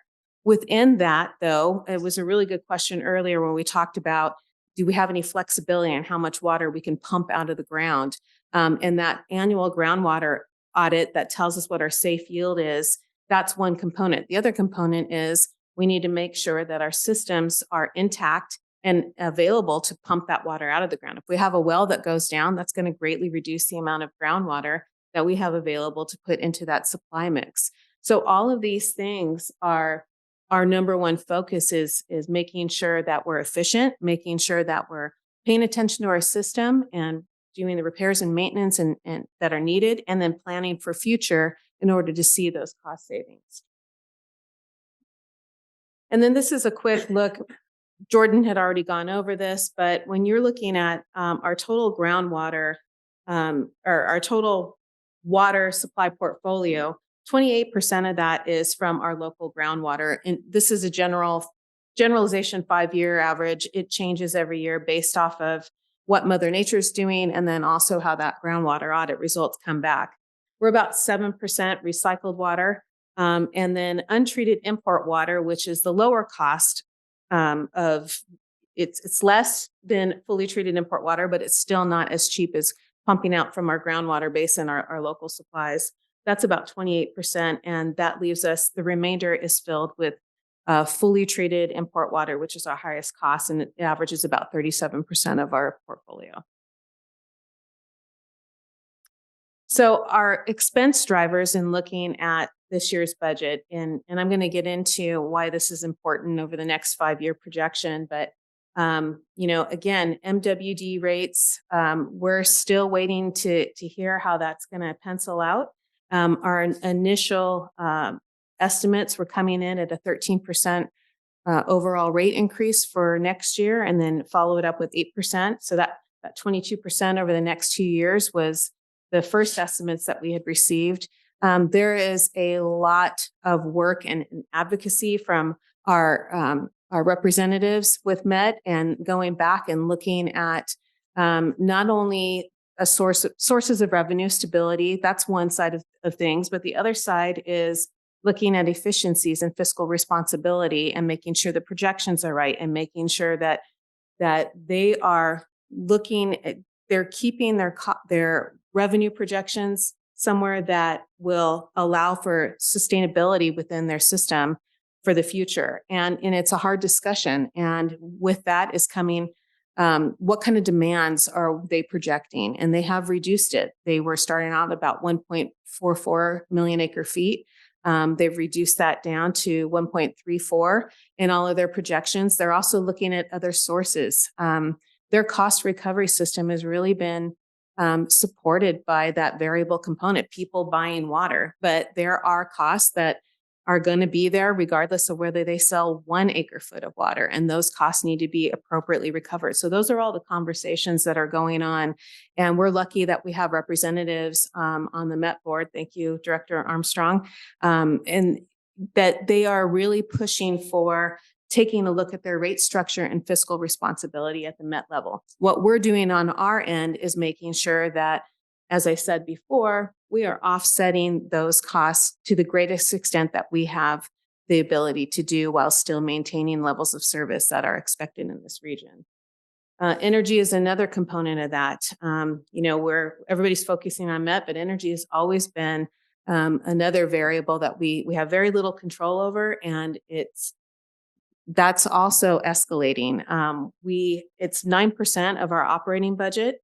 And we are looking at, it's well above general inflation. So built in our rate model projections is starting off at 10% energy inflation and then declining back down to 7%. That's still very, very high, but it's reflective of what we can really anticipate as far as energy costs go. Absolutely. So this is not a humble brag, it's a straight up brag. Sorry, this is important. So our energy costs, you saw energy costs go up 20%. I mean, it was significant. So this district, and it's been something from, when Jeff was in charge, Steve was on the board, Bill. This is one of the most cutting edge agencies you will find when it comes to energy. The way that we have excess capacity within our storage capacity within our system. So we optimize how we use water, pump, water quality, demand, supplies, et cetera. We do, Jordan, Genius Water, algorithms. And so our energy costs are probably half of what they would otherwise be. In fact, it's so cutting edge that we were lost out to Orange County Water, Mike Marcus. But we were one of the 4 agencies recognized by the California Water Associations for innovation.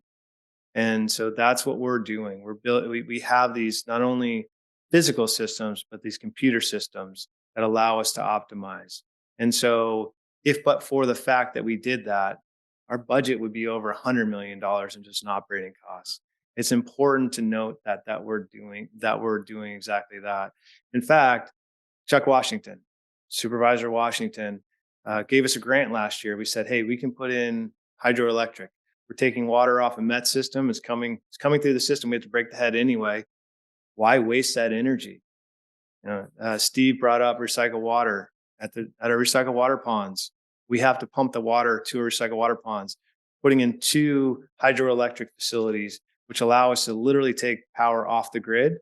And by the way, thank you, Chuck Washington, for funding that on our behalf. It's sustainable, so it meets the environmental requirements.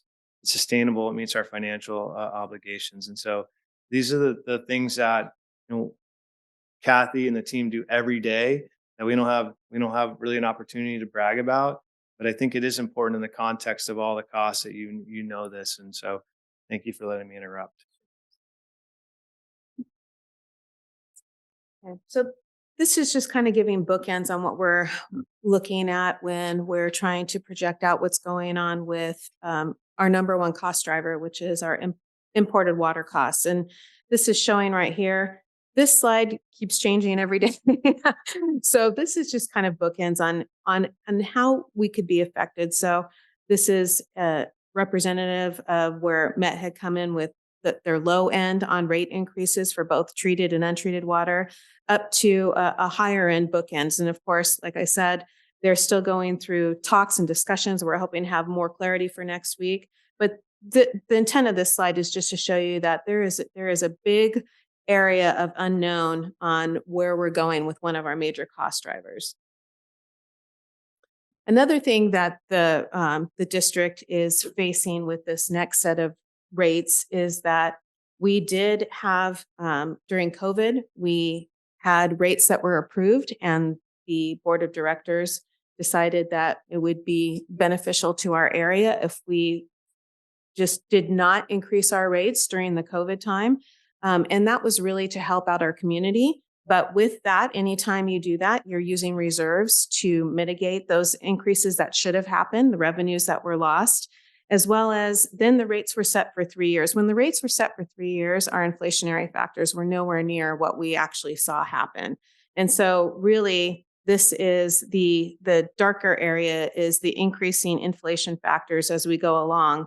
And it's important to see this is not cumulative. This is just where the rates were, inflation compared to the rates that were set for our two divisions over the last couple of years.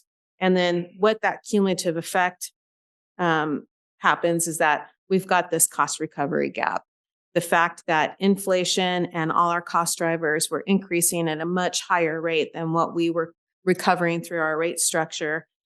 The way that we mitigated that was using our reserves. There's a lot of talk about that too. There's talk about using reserves to smooth out the rate impacts, and that's what we have been doing over the last 3 years. And so we can't continue to do that. If we did, we would be out of money within in our operating bucket within 2 years time frame. So we need to make sure that we're planning efficiently and effectively, and that we have proper cost recovery in order to keep us rolling. So we are currently at the tail end of a rate study. So the rate study is really looking at a 5-year period. And that's why it's really important to get those cost projections right. We've spent more time trying to determine where demand is going to go for our service area than we ever have before, because we don't want to overinflate. We want to be conservative on the side of if we go over budget, then we will need to pivot, but we don't want to charge customers for something that we think is more aggressive for our demand. So we took a really hard look at our demand. We are also looking at phasing in the rate increases. If we were to just pass through straight up rate increases for what it would be to get us to full cost recovery for the next budget year, we would be looking in double digits. And we know our community is going to hurt from that. We're doing our best to help out all the things that Danielle had talked about and Jordan and Rob. In addition to that, we're looking at some good ways to phase this in so that we're not feeling that rate shock as much as it could be. The other thing we're looking at is changing to a calendar year when it comes to implementing our new rates. Met is on a calendar year. It also mirrors how the ag budgets work. So you have your ag budgets are based on a calendar year. And we just feel that this is going to be a much easier transition for planning purposes for the ag community if we move our rate increases to reflect a calendar year rather than our fiscal year, which starts July 1. And so what we've been doing right now, yes, our rates are going to be going up. I don't have a number for you yet. We're working with our board of directors right now. We're hoping by mid-April, so next week, that we would have a set amount of what that's going to look like. We want to phase in our cost increases. So we're looking at 3 years that we're going to be setting rates for. And the goal is that we would be having our Prop 218 hearing on our rate increases at the June 20th Board of Directors meeting. And then finally, what we have in front of us. We've talked a little bit about the fact that we are still working on our budget, and that's because we went back to the drawing board on not only the operating side, but on our capital side. Our engineering department took a hard look at these are all the projects that we're planning for. We currently have in the pipeline $90 million worth of projects that are already approved. And then we have about another $300,000 that we're looking at just for the next 5-year CIP. So we wanted to make sure that, are these still valid projects? Are they still priority? We have a bucket of money. How are we going to most efficiently and effectively spend it? And what's that? What can we actually accomplish, and when can we accomplish that? So we've embedded all of that within our rate structure, and we are finalizing our operating budget and our long range financial plan all tie into that. And so we were looking for a June adoption as well for the budget. Hopefully that's going to go to our regular board meeting on June 13th, and then the rates would be the following week on June 20th. And that's all I have for my presentation, and I'd be happy to answer any questions. Yes. Rate increases also include cost for new service. So there is a factor within new service. Are you talking about capacity fees, or are you talking about just building in growth into our rate projections? No, new service fees as in, parcels that have never had Rancho California Water connected, and then the assessment fees from whenever the rights were given in the 70s. Yes, so that's going to be the second phase to our rate study. Right now, we're focusing on our operating rates, but then our capacity fees and fees for services, that secondary, the secondary phase to that rate study. Does that answer your question? Those keep going Yep. They will. Yeah. So we'll still have. I assume at this point we haven't seen the numbers, but the lowest capacity charges in the region by bar none.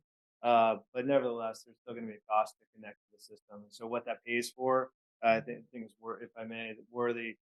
We have existing system, the well system Jordan talked about, conveyance, et cetera. And so a new developer, new parcel connecting will be paying for what's in the ground, but also what we're doing to expand it in order to meet the additional capacity. Because we have a system that has excess capacity, that's how we're able to mitigate those costs. Whereas if you go to, I'll just say Elsinore, they're greenfield. They have to build new treatment plants in order to meet new development areas. Their costs are real, and they're high because they're meeting a need. We get the benefit of having a system that's largely in place. And so every system's different. We're just fortunate in that way, but yes, they are going to go up. To what degree, don't know. But happy to, that will be coming up, and happy to share. We can grab your information and pass it along if you have. Yes.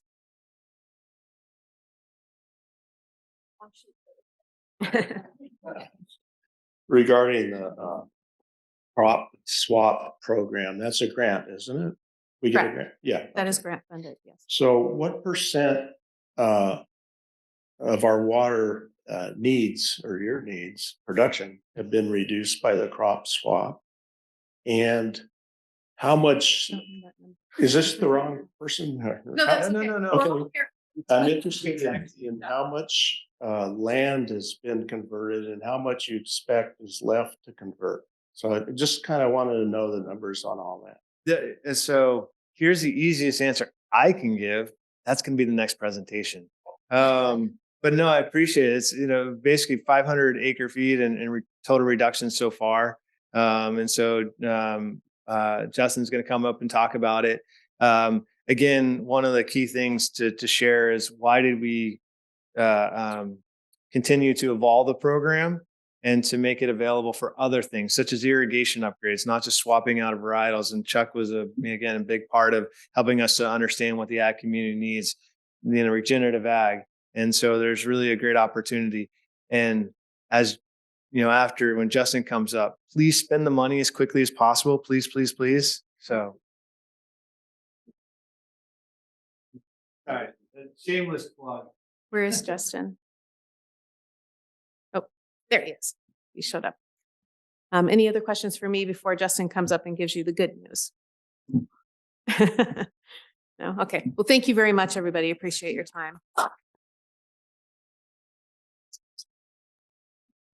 Justin is our water use efficiency manager, guru.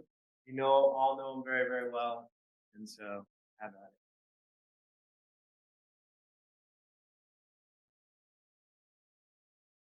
Good afternoon, everybody. I'm Justin Hazley. I'm with the Rancho California Water District. As Rob said, I'm the Water Use Efficiency and Grants Manager.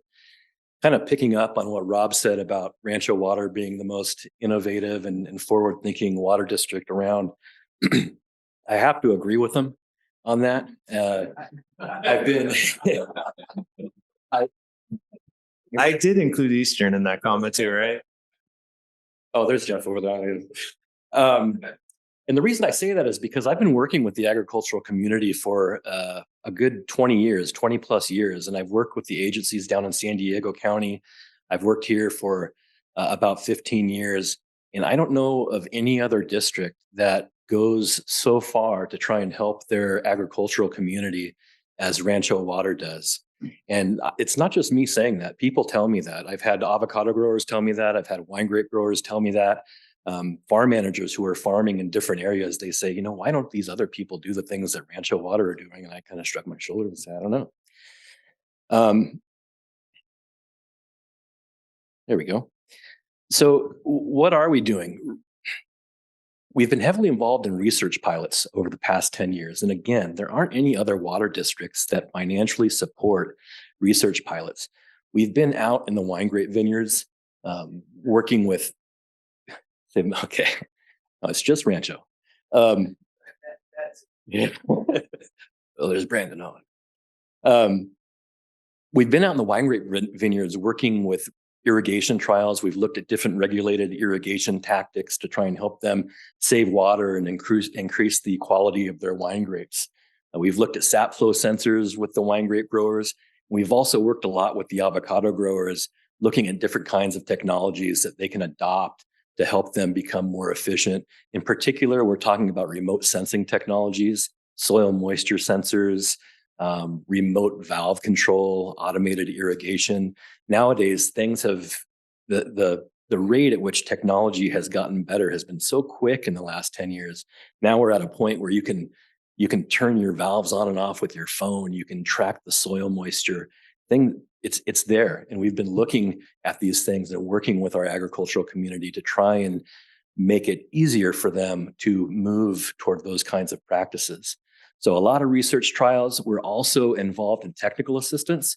We've had a program in place for years where we have sent a technician out free of charge to your property to measure the efficiency of your irrigation system, make recommendations on what needs to be improved. It's a distribution uniformity program, if any of you are familiar with that term.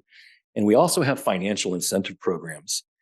And probably the best program that I have ever been a part of developing, implementing, being a part of is what Rob talked about earlier, and that is the crop swap program.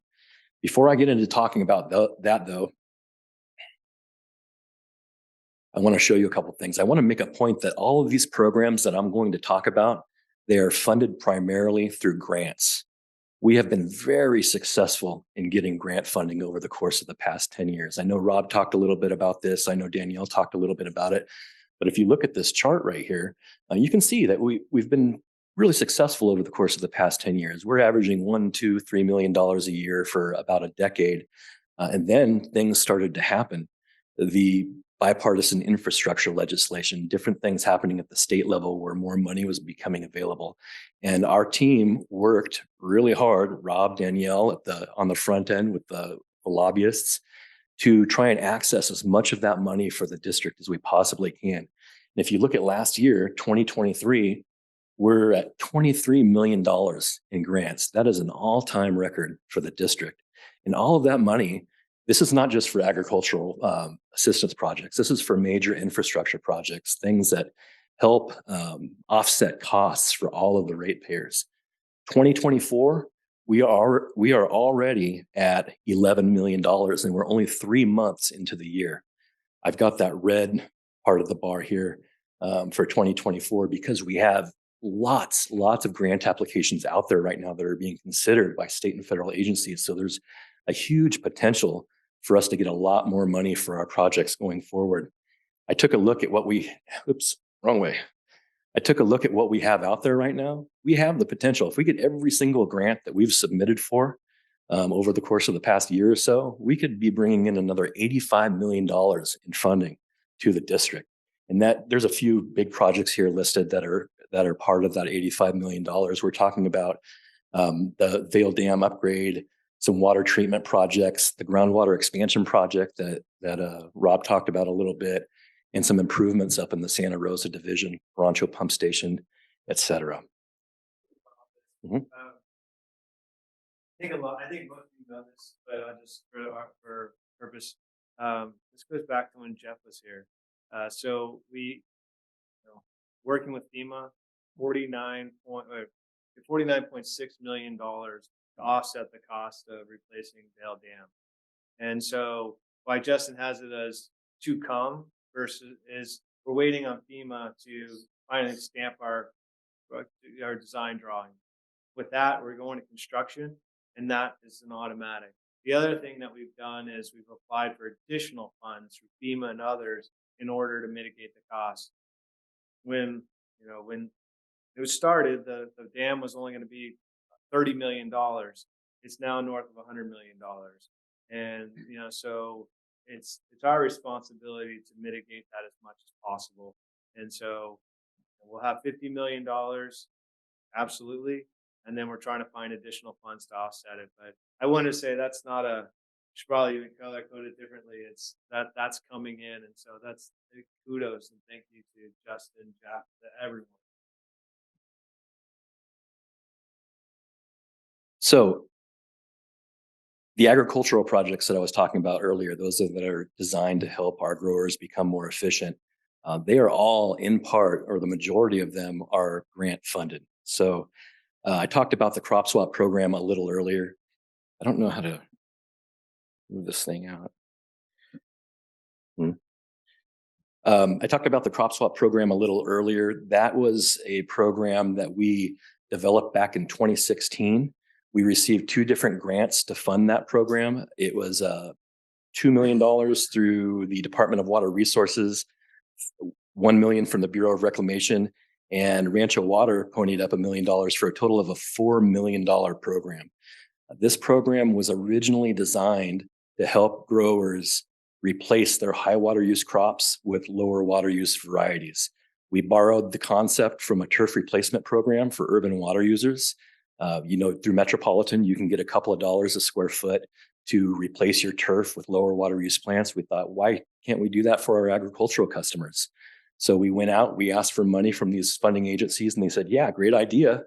And what we expected to see was a lot of conversion from the non-productive avocado groves to lower water use crops. We expected the non-productive groves to be switched over to wine grapes, to citrus, some of the citrus to be switched over to wine grapes as well. You can see the incentive amounts there. They're pretty hefty. $15,000 an acre you can get for switching from avocados to wine grapes. It's based on water savings. The more water your project saves, the more money you can get as an incentive. So the avocado to wine grape conversions, you save 3 acre feet per acre or more.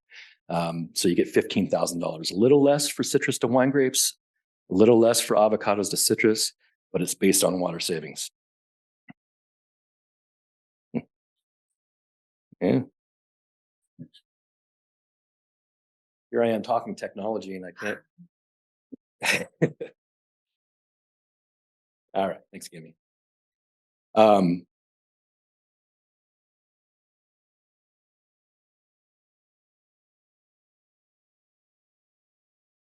To the gentleman in the back who had questions about the statistics for the crop swap program, at this point, we have helped to convert 326 acres throughout the district.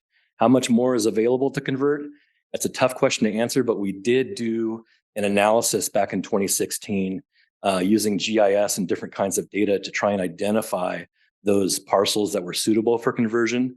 And the number, if I remember correctly, was on the order of 12 or 1,300 acres that were suitable for conversion.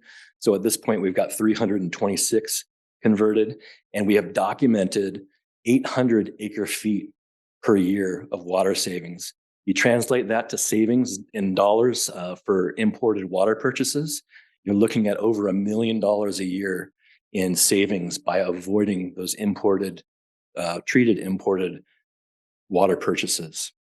So what we expected when we released the program, we expected to see avocado to wine grape, avocado to citrus, those three that I described earlier. What we ended up seeing, though, we've got 58 projects that are part of that 326 acres. We saw a lot of different things we didn't expect. Avocado to olive, avocado to eucalyptus, cut flowers, passion fruit, wine grape, coffee. I do believe there's a dragon fruit there somewhere that's not on this list, but some people are converting to dragon fruit. We saw a lot of things that we didn't expect to see. And basically what it boiled down to, if your project saved water, it was going to be eligible for the program. I want to bring something up here. This was kind of a late addition to the program. You see rootstock upgrades up there. As the program progressed, we had a lot of input from the growing community, and the avocado growers in particular. They said, hey, we can save water by removing our old trees and replacing them with Medusa rootstocks. Not only are they going to save water just because they're more salt tolerant and all that kind of thing, we're going to save water because when you replace the tree with the baby, it's going to take 7 years to produce fruit, and the water requirement is going to be low over that period of time. So we worked with our funding agencies to help them understand how that works, and they allowed that type of project into the program, and it became very popular very quickly. A lot of people replacing their rootstocks. So that was the old program. The new program is different. It's changed in a couple of ways. Number one, it's less focused on demand reduction, and it's more focused on increasing efficiency. So there are more eligible project types. You can still take out your high water use crop and replace it with the lower water use ones. That's still an eligible project, but you can also do other things that increase your efficiency. You can do crop rejuvenation. That is, and this is for Randy Neff. Stumping? Stumping is an eligible project type under the new crop swap program. He's been pushing for that for a long time. Crop rejuvenation is stumping. Uniformity improvements. That means upgrading your irrigation system with new sprinklers, pressure regulators, pipes, et cetera, to increase your uniformity. Soil moisture sensors, scheduling automation, fertigation, best management practices like nutrient management, applying mulch. All of these project types are eligible for reimbursement under this program. So that's one way that it's changed. The other way that the program has changed is it's no longer available to just Rancho California Water District customers. It's available to the entire growing region. And when I say the growing region, I'm talking about us, and I'm talking about North San Diego County. We've partnered with a few different agencies in North San Diego County on this. And without the partnership, I'll tell you that I heard someone say that, hey, why don't you keep the whole $5 million grant just for Rancho Water? Well, we wouldn't have been able to get the grant if we hadn't partnered with the other agencies. So that's why. So we've partnered with some North San Diego County agencies, Fallbrook, Rainbows over in Fallbrook, Bonsall, parts of Vista, City of Oceanside, Valley Center Municipal. Those are all of our partners. So if you're a customer of one of those agencies, you're going to be eligible for the program. There are a couple more agencies also that have expressed interest in joining. UEMA Municipal, a small one out in the Palma Valley, but also the City of Escondido, a little larger agency that's interested in joining as well. And we're in conversations with them right now to try and figure out how to bring them into the mix. But this is coming soon. Here's a quick snapshot of the webpage. The webpage is not fully up and running yet. We have a couple things to seal up before we release the program. The date, April 29th, that is the program launch date. On April 29th, you'll be able to go to this webpage and apply for participation in the program. So if you can see these things up here, we have 3 distinct project types. The comprehensive crop upgrades on the left, that's when you're switching from one crop to another, or stumping or replacing your rootstock. In the middle, irrigation efficiency upgrades. If you need pipes, sprinklers, pressure regulators, scheduling automation, what have you, that's the project type for that. And lastly, the best management practices. We talked to some growers in the community, and they said it would be really nice if we can get incentives for mulching and for cover crops. So those are actually reimbursable through the program as well. But really excited to release the program. Again, It's the 29th of April. Make sure if you're interested in participating in the program, make sure that your email address, your name is on the sign-in sheet here. We will collect all of those email addresses and send you updates as we make progress and get closer to the release date. Regionalcropswap.com is the web page, and later this month you ought to be able to apply if you're interested. With that, I'm going to see if my technological skills. Look at that. There we go. No? Follow you.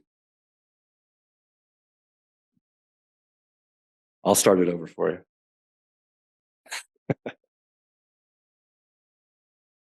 Gimme, somebody. No? Oh, I'm sorry, guys. Okay. Let the pictures roll. Yeah, just one fun fact. I was in DC last year, and John Watts, who's now at the USBR, but he used to be the chief of staff for Feinstein. He's a wonderful guy. And so we were sharing a crop swap. He's like, that's amazing. And so he said, well, I'll come see you. And so we can get more about, because I'd like to do it on a more global basis, as Brandon was talking about just a couple of years ago in terms of the crisis on the Colorado River. Anyway, he came out to Imperial, and I was back in DC. I'm like, John, what do you chop liver? You didn't come see us. He's like, I couldn't remember who told us about this. This is a brilliant idea. And so at least we planted the seed, even though we may not have gotten the full credit. But John's wonderful, and now at USBR. So thus we have an inside person to help us. Are there any questions for me about crop swap or anything else?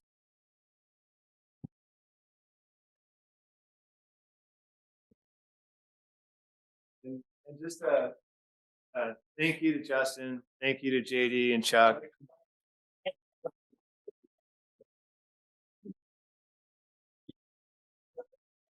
Oh, yes, Justin, you're in. Hey, Justin, you mentioned a technician. And so, like, do we say, hey, send a technician out prior to the 29th so we know what to apply for? I mean, how do we get a technician out there rather than try to guess what we might qualify for? So a little bit about the program process that we're developing.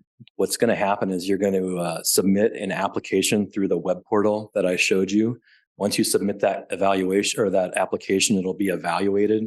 And then the inspector, as we call them, will contact you, come out to your property, perform their evaluation, and the process will continue from there. So at this point, no, you're not going to want to have an inspector coming out beforehand. You're just going to want to get that application submitted on the 29th. Okay. Bring a camera. Oh, for what to do wrong. All right.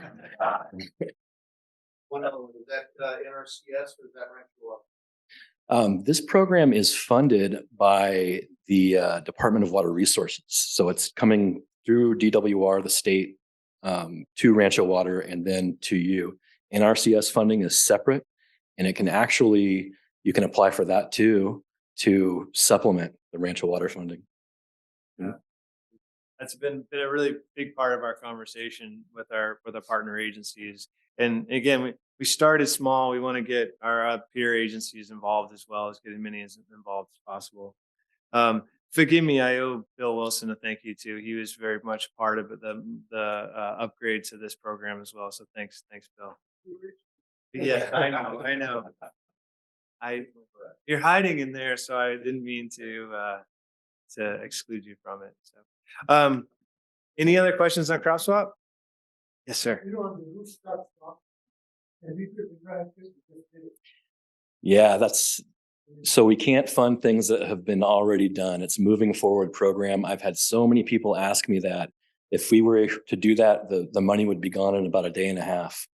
So it's going forward. Yeah, but in sincerity, like one of the critical things is because this is grant funded from the state and from the federal government, we are legally obligated to follow all the requirements. And so we have to invoices, pay, please get invoices. We, needs to be here's a program we're going to do, and then undertake it. So all those rules will be explained, but we're subject to the legal requirements, and so anyone that participates will be subject to the same requirements. So thank you for the question. This includes labor and stock or just the your stock only? It's a flat financial incentive, and it can be used to pay equipment costs, labor, whatever the cost may be.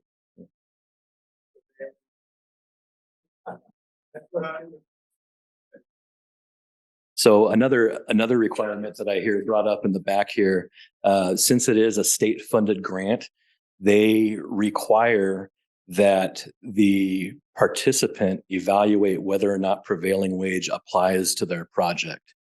They don't say that you have to pay prevailing wage, but they say you need to decide on your own whether or not prevailing wage laws apply to your project.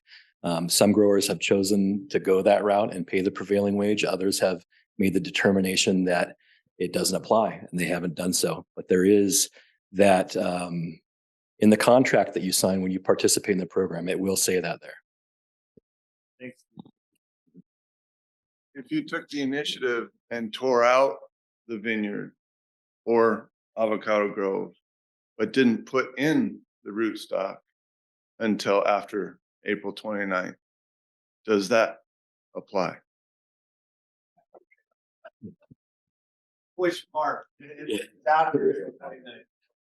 a great question. It's a great question. I don't have an answer for you right now. We'll have to look into our legal agreement with the state and see if that works. I'm gonna go on a limb on this one. If it's, that we will have that question answered when we get there, but it's a go forward basis. That's one of the most important things. And so we'll specifically have that answered, but even if we need to reach out to the state on how best to use it. So yeah.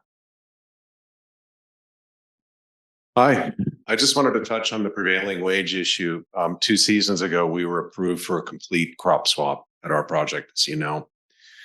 And when I saw your contract that, mentioned you may have to do this, I put some of my attorneys on that and they really dug into it. And the answer was a definitive yes.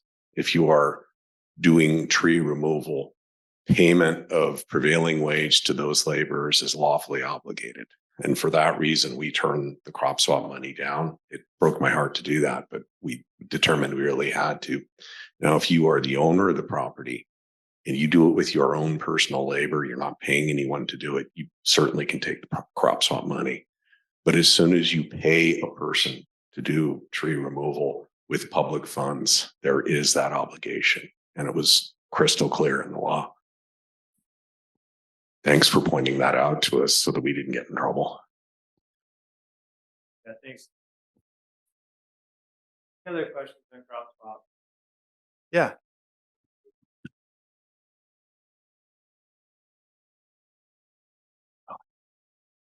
So I noticed when you had that, the things that are available up there, it's a little bit different than what was available before. There are some Correct. other things that are funded. So if you've already gotten a crop swap, can you apply for the stuff that wasn't available before? Yes, there's a limit to each. Is it by parcel or by acre? But there's a limit to an individual. But yes, if you there's other programs that you would be qualified for. And Steve was a big beneficiary of the original program. Again, we I had to pay encourage. prevailing wage. So don't get too excited. It took a long time to get paid. 8 days. You have to fund. You have to days. front the money, guys. You have to front the money, and then you get paid back after it's all done. Provide your invoices and everything like that. Yeah. But yeah, it was big. So, but anyway. Yeah, and so when we have the kickoff meeting, these are exactly the right questions, because what we want to be able to do is have a Q&A of here's what you need to know. And so some of this is as much as we've done it for the past couple of years, the new grant money, the new components, to make sure that we're really able to answer the questions. And if we don't have them answered in that meeting, we'll come back and get it. So we're trying to put the money to productive use. So thanks. Any other questions regarding crop swap? All right, well, great job, Justin. Thank you.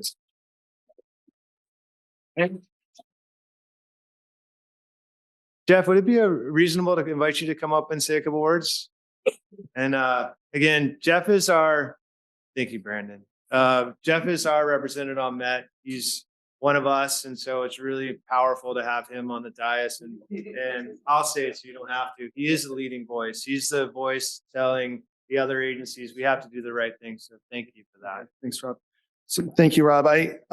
It's kind of nice to be back here. And there's some new things. So, and I want to congratulate you because the grant money, the level of grant money that you're securing is just a huge achievement. I think historically Rancho didn't really need grant money 20 years ago, but today it's really important. And the tax dollars here are going to Washington, they're going to the state, and it's important to bring some of that back to the communities here. So congratulations on that. Also, another new thing I think is just how you've elevated Danielle's here somewhere. Danielle's here, was here, so she's gone. But with Danielle and your efforts on the legislative side and influencing that, speaking at commissions and your trips to DC and all that, it really makes a difference. And I think that's another space where Rancho really needed to expand its presence in that, because we're so affected by what happens outside of here. So I just congratulate you for doing that. But then there's two things that are really the same. The first one is that Chuck Bandy sits in the same seat every year at the farm managers meeting. And so that's nice to see. And the other thing is that the problems that Kathy talked about are always the same every time here. It's Metropolitan's rates that create such a problem for rates here at Rancho. And it's the truth. And I think that Rancho has this really, not just innovative, but leading edge budget-based tiered rate structure for not only for its residential, commercial, but for its agricultural customers that you don't really see it anywhere else. And you don't see it to the creative and complex degree that you see it here at Rancho. Rancho's straight rates are not the problem with rates. When they're passing rates on here to the community, it really is Metropolitan that creates what I think is a really bad message through its rate structure, which is every time we conserve water, our rates go up. And that really does happen because Metropolitan's cost are 70 to 85% fixed. They don't change with the amount of water that they sell, none of it. So the State Water Project, and I wish Brandon didn't leave because he could clarify this stuff because I'm new there, I'm still learning, but the State Water Project, it's $700 million a year, whether you get 1 ounce of water or you get your whole 100% allotment. It doesn't change. Whether you sell any water or you sell a million acre feet of water, it doesn't change. You can't cut it. So the problem is that cost is all in the commodity rate. So when sales go down, rates have to go up. And so what I wanted to just say is I came here to listen, and I appreciate Rob, letting me and inviting me to come and listen, because Rob's doing a great job and the board here is doing a great job of trying to influence decisions at Metropolitan. And Rob just gave us a great letter. Jason delivered it yesterday, I think it was. And but they're really pushing for fixing things and looking at expenses and tightening the belt, and that stuff is really happening. There are expenses being reduced, but frankly, you can't cut your way out of this problem that Metropolitan has. What needs to happen is the structure of their rate structure needs to change, and that's really what we're trying to advocate for. We're pushing for that. Once that does happen, if it does happen, then you won't see these swings like this. You won't have this problem when you come here. And I think that makes it easier for everybody when we can plan and rely on reasonable rate increases instead of these big swings. So that's what we're trying to do. Appreciate Rob's and the board. The board here at Rancho is stepping up and saying, hey, we're a large customer of Metropolitan. We're one of the largest customers of Metropolitan on a retail level. And it is important. So we're trying to advocate for you and just want to say thank you. And let me just say a few words. So thanks, Rob. Thank you. Thank you very much for that and the leadership. Any other questions that we could answer? Obviously, so we're going to make this video available for everyone. I just really appreciate the partnership. I really mean that. It's we're very proud to serve this community. As showed 37% of our demands go to ag. Thank you for letting us serve you. And it's great seeing everyone. All right, take care.